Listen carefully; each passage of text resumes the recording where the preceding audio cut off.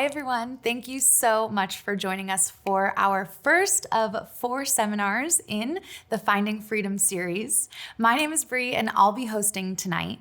The goal of these seminars is to learn how to take hold of the freedom Jesus offers us. Everyone has an area in their life that they need freedom from, and we hope these series will help you find that freedom. Tonight we'll be talking about freedom from bitterness and anger. This, I'm sure, is something we can all relate to, whether it's work, school, friends, family, spouses. There are so many areas in life which we can experience bitterness and anger. With everything on our plate, it can seem at times almost unavoidable, but there is freedom from this. Living in the fullness of Jesus Christ means not being burdened by feelings of bitterness and anger. Leading tonight's seminar will be Shelly Zenteno. Shelly is a grief recovery specialist and will be sharing with us how to find freedom amid bitterness and anger. So I hope you all enjoy it. Thank you so much, Brianna. It is so great to be here. And this is a topic that I think everybody on the planet has experienced or will experience. And when I was asked to speak on bitterness and anger, I, kind of had this wonderful kind of idea of what to talk about with it. And then it just kind of hit me as I was out running and preparing for this. I had some really old resentment and bitterness and anger just pop up while I was running. And I was thinking, I think I need to address that because that's the reality of what happens. I mean, healing does not mean it goes away and we don't experience it anymore. It means, how do we work through it? How do we learn to live with it? And it still pops up. There's some bitterness and hurts that kind of get really deep in there. And I mean, especially if you're dealing with betrayal. And one of the things I try to remind myself of is Judas was also part of the plan. And so when I was running and I kind of scratched this other thing that I was thinking about, this eloquent speech I can say. And I'm just like, I'm just going to talk about what happened to me running with the exact same thing that happened. Old bitterness and anger came back, and I had to figure out, how do you sit in that space? It's practicing the pause. It's reminding myself that I ultimately have a choice on how I go about that. And when we get hurt and when we've been betrayed and when there's anger and we hold on to that, or we start wanting bad things to happen to someone who hurt us, bitterness and anger is like us drinking the poison and hoping someone else has a reaction from it. It really only hurts us. So when I was running, I just started refocusing what I think about. And that's what it really comes down to. What you feed and water is what will grow. If you feed weeds, weeds are gonna grow. If you feed blossoms and flowers and beauty, that is what's going to grow. So it takes intentionally taking your mind and thinking about something else. Focusing on what is good, what is encouraging, what is gonna make you better, what do you want in your life? Reconditioning your thinking to something positive. That doesn't mean when the hurt comes back, you deny it. I absolutely acknowledged it. I acknowledged, I think I'm still upset about this. I thought I worked through this. Here it is again. I thought I worked through this 100 times and here it is again. And so it's okay to acknowledge it. It's okay to be angry. Those are all okay things to have, human emotions, but it's how do you respond from that? Are you responding from something that's rational, or are you being reactive in something that's highly emotional? So it's really takes effort in being intentional. And you can do nothing and just bask and marinate in the yuckiness, and that takes effort. That's exhausting. Or it takes effort to move through that. But one has a light at the end of the tunnel, while the other one just keeps you feeling bad. And healing, again, doesn't mean it takes it all away. It means you ultimately feel better.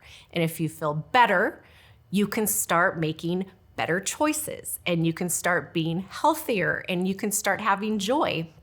Because that's what the real revenge is, if people want to even think of it as a revenge. But a life well lived is the best thing you can do. And holding on to things in kind of the victim mentality and pity, and when you just hold on to that, you're just keeping yourself stuck in a place where you have no power. And in a sense, you're almost re-victimizing yourself. To start letting go of that. And again, we all know this. We all are told, let go, move forward. Okay, but how do you do that? Well, that's part of the how. You have to practice the pause. You have to stop what you're doing, and you have to just intentionally start thinking better thoughts. There's not a magic pill. There's not a magic formula that something happens. It takes effort, and the effort is switching how you think. Even if that means looking at puppy pictures on social media, something that's going to take you out of a bad spot. And again, that's not denial. You could admit that you're upset about something. You could admit the anger. You could admit all of that. But it is going to do you no good to stay there. So it's making the choice to move forward from that. And what are those steps to take? Again, whether it's here's a fun idea. Buy a plant. That is a really good visual if you buy a plant and take care of it. Because you will notice that if you're taking care of that plant, it's a good visual of how you're taking care of yourself. If you want that plant to grow and flourish, you're going to do nice things to it. You're going to nurture it. You're going to give it sunlight. You're going to do positive things for that plant. And, you could also, for fun, get a plant and just do nothing and watch it just wither and die. And you will have a good visual of what you're doing to yourself. Taking your power back means owning the responsibility. The wound may not be your fault, but the healing is your responsibility. And, we can jump up and down all we want of how unfair that is, and it shouldn't happen, but that's the way it is. Ultimately, it is our choice how we move forward. And bitterness and anger, it just dries the soul up. You will not experience the joy you're supposed to experience. You won't experience the healing you're supposed to experience. And the person or event that caused it to you, it's moved on while you're holding on to it. So it is important to talk to, whether it's talking to a specialist or a pastor or a mentor. It is very important to seek wise counsel. Wise counsel seeks wise counsel. People have to seek wise counsel to help make wise choices. And sometimes when we are so caught up in our hurt, we can't see what's clear. We're just in a fog. So it really does take trusted people or a trusted person around us to help us make better choices, or to kind of keep us back into reality. Because when we're responding from emotional places, we tend to mix different hurts together. And so it's really important to make sure that we're not holding one hurt responsible for another hurt. So being able to make sure we are addressing the correct situation or the correct person is really important. And it's grief, anger and bitterness, it's all part of grief. It's a loss. It's a loss that we felt of power in the time of whatever the situation was, that we didn't get to express ourselves, or we were attacked in some way and we felt muzzled. And being in that pause and in that space when you're feeling highly emotional, there is a strength in silence. Strength in silence is different than being muzzled. Being muzzled and not having the power to speak and say how you feel is entirely different than being in a pause and being calm and being neutral and letting things kind of settle with you emotionally before you can, really have a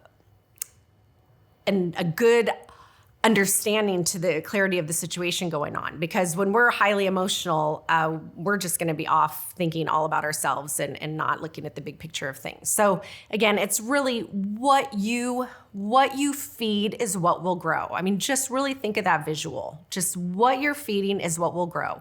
Focus on the weeds. That's what you're going to get. Focus on things that are good and positive and what you want out of your life. That is what you're going to get. And it does not happen overnight. It is an exercise. It is a mental exercise. The more you do it, the easier it is to do, the quicker you see the results. But it's like lifting weights. It does take practice. You do have to keep doing it. And there are going to be times when you think, oh, I've mastered this. I've got it. And all of a sudden it hits you again, just like what happened to me when I had a total different thing that I was thinking I was going to be saying. And then when this hit me, I was like, oh, here it is again. I totally thought I worked through this, and it's right here. I thought I worked through it hundreds of times, and here it was again, 101. Here I am, where it flared up and started taunting me.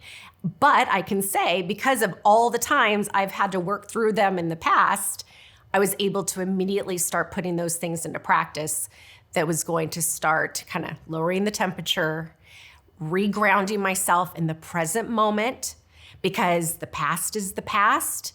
The future is, there's nothing I can do about the future right now. There's nothing I can do about the past right now, but I can handle the present moment. And the present moment is where you're going to find choice and change. And it is where you're going to find happiness. I mean, it's in that present moment. And in that present moment, it's where you're going to find your safety and remind you of the reality of where you are. And so when I was out running and starting to kind of go back into that place, I just had to remind myself, I'm safe, I'm okay, I'm not there anymore, I don't own that. And speaking of owning that, that's probably one of the things that people really struggle with is, what if it's yourself that you have the bitterness for and the anger for? Sometimes a lot of times we're thinking it's all towards another event or another person, but sometimes it's ourselves that we're holding that with. Well, it's the same advice.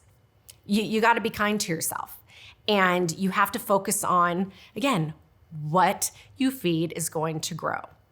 And you can't hold yourself back to something that there's nothing you can do about it now. And we know this. How do we get past that? It's an intentional way of thinking, of changing your thought pattern. You have to intentionally, if that means stop what you're doing, listen to a positive song, look up a podcast, find something that makes you laugh. It's switch gears from where you are. You have to do that, or you're going to keep yourself marinating in this old spot. And so it would go the same whether it's about a person, event, or yourself. Anger and bitterness is going to dry up the soul. And, you just have to come to the choice that I'm not going to allow that to happen to me. I'm not going to allow that. I'm going to take my life back. I own this. And that's pretty powerful. So it's really kind of taking your life back, taking accountability of the situation, knowing whether I was responsible for something or not, knowing I get to choose how I move forward and how I conduct myself. That's the best example I can give. And you just move forward, with kindness, but whether it's for that person or kindness for yourself, mostly. Well, thank you so much, Shelly, for sharing all of that. We do have a couple of questions that I want to make sure we address, so I'm just going to go right into it. The first one we have actually is, how do I get over a past trauma I had no control over? Yeah, most traumas we don't have a control over. These are kind of assaults that happen to us, and we are left with the debris and rubble. And a lot of it is going to be pinpointing what the trauma is, acknowledging what it has done to you, and then whether it's with the trusted person, because a lot of times certain traumas we need someone to talk to about it. We need someone to sort through the information. And And there's nothing wrong with that. So will it ever go away? These things don't ever go away. And I think that's part of the hang up that people have, is they expect the slate to be all wiped clean. And I think that false hope can be very disappointing. But when we have these traumas and things that happen to us, it really is learning how to live with it. But it doesn't, picture trauma, when you first have trauma happen to you, it fills this huge space. Well, once you start working through healing, it kind of condenses down, and it's part of you, but it's not all of you. And so it's really working with someone or taking the appropriate measures to kind of shrink that down, where it just kind of becomes, comes along with you for the ride, but it by no means plays this major role that it used to play. Thank you so much, Shelly. I love what you said, that these things never go away, but we can acknowledge it and learn how to live with it. Thank you so much for that one. So our next question actually is, how do you let go of wanting the past to be different? Lost hopes, dreams, and expectations, wishing things could be different, better, or more. That's what that is. How many times do we wish we can rewind and have a do-over? And the hard truth is, we can't. And that is grief, and that is a loss. You are grieving what could have been different, what could have been better, what could have been more. How do you move forward with that? Well, again, it always comes back to acknowledging it and sitting in it and holding that space for how bad it feels, how disappointing it is, and really grieving what could have been or how you wish something was. It is absolutely okay to really soak in that of what it was. And then afterwards, how do you take your power back? You make the choice. Am I going to choose to give up my power and stay in the past that I have nothing to do about that? There's nothing I can do. Or are you going to make the choice to say, okay, I wish that could be different. I hoped it could be different. And I am really bummed about that. And you can grieve that. But then after you grieve that, you make the choice. I am going to move forward. I am going to put my thoughts, when I start going back to the past and start falling into that space, you have to shift it. You have to shift that thinking into thinking of what is going to be fruitful in your life now moving forward. Because the last thing you want is more days, months, weeks, years to pass, and you look back and you're in that same spot again. It will do absolutely nothing for you. And again, it just dries the bones. I loved that one, Shelly. It's all about moving forward. Thank you for that. Our next question is, what do I do if my partner can't admit that they're harboring bitterness and anger? One of the hard truths in life is we have no control over someone else. We only have control over ourselves. You can't make someone else see something that they don't see. And so when that happens, it's frustrating, but we have to turn inward, and we have to do what we can do for ourselves. Lead by example. Pray for them and lead by example. It also goes back to, pointing out someone else's splinter in their eye, only emphasizes the log you have in your own.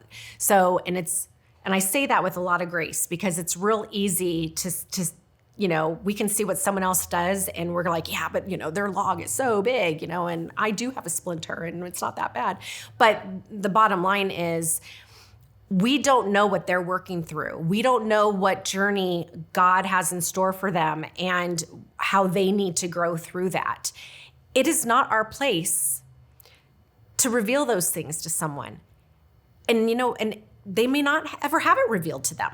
It might just be a wound or a bitterness that you see it goes on in someone else's life. And that's very frustrating. And there's nothing you can do about that. You got to let that go. You really do have to focus on what can I do? I need to manage my space. I need to be the captain of my ship, and I need to focus on that. And hopefully, maybe by your renewed attitude, by your life leading a certain way, will reflect and be its testimony in itself that the other person will see. And that's where the prayer comes into it. So as you're praying about all of that, hopefully that, starts moving those mountains. But ultimately, you do not have the power to get anyone else to see anything differently or change anything. Only you can do that for yourself, and hopefully that reflects well as a good example. So true. It's all about taking ownership and responsibility for ourselves and our own emotions, and then bringing that to the table with our partner. So thank you for sharing that, Shelly. The next question I have is, what are some Bible verses you rely on? Proverbs 11, fools vent in anger, and the wise hold it back. It's something like that. I mean, that's just the reality. I think of that because this is why that one is good. Because by us trying to point out someone else's foolishness, we tend to end up acting like fools. And so it's really important to be able to kind of find that strength in silence. And holding it back doesn't mean you are in denial, that you're not saying how you really feel. That's not what it is. Holding it back means taming it. You're getting yourself under control, and you're not being quick to anger, quick to respond, and just that's what foolish people do. We see it all over the place all the time. Foolishness is quick and reactive, and being calm and taming yourself and being silent in that strength, that's where you're gonna get the wisdom, and that's a smart thing to do. I love Proverbs too. It's just an infinite resource. And so my last question is going to be, what are strategies to calm yourself down in the moment? Yeah, it's a tough one. Because I don't know about you, but if I start getting really upset, my ears start ringing, my heart starts pounding, and I feel the color draining from myself. And sometimes we just have this physical reaction. So what do you do in that space? Well, I can tell you what do not do. Do not approach the person. Do not send the text. Do not send the email. When you're feeling those feelings, the best thing for you to do, if you can, is take a walk. Take a walk. Listen to music. You have to get yourself to calm down when that starts happening. And if that means looking at puppy videos, something to just kind of get yourself out of that. You can start, relaxing from anxiety things. So as that anxiety starts coming up, you can start looking around the room and find things that you can hear, find things that you can smell, find things that you could taste, and just start grounding yourself back to the reality, the present moment of the situation, and just doing everything you can not to react in that moment. I would say the best gauge you have is whenever you're feeling that it's kind of like a spaz when you're just starting to feel that fluttering inside. That's your signal that you're in a highly emotional state. Even if you feel you're right, you're in a highly emotional state. You should not be doing anything. We do not make decisions and choices. Do we ever tell our children when they're having a temper tantrum that this is a good time for them to make a decision? No. When you're in that space, that is the time to pause and get yourself under control. Do not react on anything at that moment, because then once things start to settle, and if it settles after you take a walk, after you go jogging, after you lift some weights, after you watch another Friends episode or look at puppy pictures, just kind of remove the boiling pot from the stove, let it cool, and then you will have a better idea how to see the situation more clearly. And something my mom always used to say to me is things always seem worse at night. If you can just get yourself through to the morning, because at nighttime, it's like you can't do anything. Either you're just kind of stuck with it and you're just kind of stuck in all this and it just seems worse because you can't do anything about it at night. Get yourself to the morning. No, in the morning, it's going to be better. It's just going to be better. And if it's not better, you're going to find a way to make it better through being calm. And again, that takes work and it takes switching your thinking. And, a lot of people don't want to do that because it takes work. And so we run into a lot of excuses. So much truth. Thank you so much, Shelly. And thank you all for joining us tonight. That was our last question of the evening. I hope you enjoyed the seminar and that it helps you in finding freedom in your life. Tonight is just part 1 of our 4 series. To learn more about the other seminars in the series that we have planned and to register for them, please make sure to visit shepherdchurch.com. From all of us at Shepherd Church, thank you for joining, and we will see you this weekend.